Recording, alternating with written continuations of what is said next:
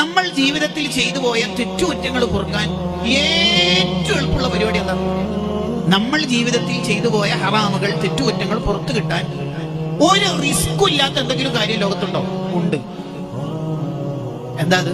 നിസ്കരിച്ച സ്ഥലത്ത് തന്നെ ഇരുന്നാൽ മതി. നിസ്കരിച്ച സ്ഥലത്ത് ഇരുന്നിട്ട് ചൊല്ലുന്ന 33 സുബ്ഹാനല്ലയും മറ്റു അദ്കാറും ദുആവും, അതിനൊക്കെ കൂലി വേറെ ഉണ്ട്. നീ ഒന്നും ചൊല്ലിയില്ല, നിസ്കരിച്ച സ്ഥലത്ത് തന്നെ അവിടെ ഇരുന്നാൽ, അവിടെ ഇരുന്നാൽ ദോഷം പോകും.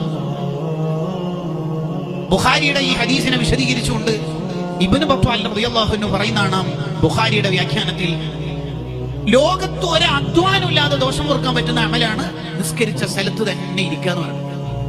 അപ്പൊ ഉമ്മമാരെ അതൊന്ന് ആലോചിക്കണം. വെള്ളം ചൂടാക്കാൻ വെച്ച് ചായപ്പൊടി ഇടാൻ പാകത്തിലാകുമ്പോഴേക്ക് 8:30 നിസ്കരിച്ചിട്ട് വരാം എന്ന കണക്ഷൻ, ടച്ച് ഫ്ലൈറ്റ്, ടച്ച് ട്രെയിനായി നമ്മളെ നിസ്കാരത്തെ ഒരിക്കലും കണക്ട് ചെയ്യരുത്. അങ്ങനെ ചെയ്യരുത്.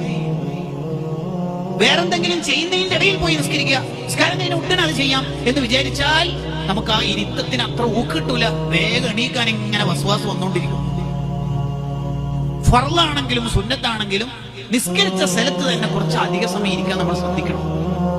എങ്കിൽ നമ്മുടെ ദോഷങ്ങളൊക്കെ പുറത്തു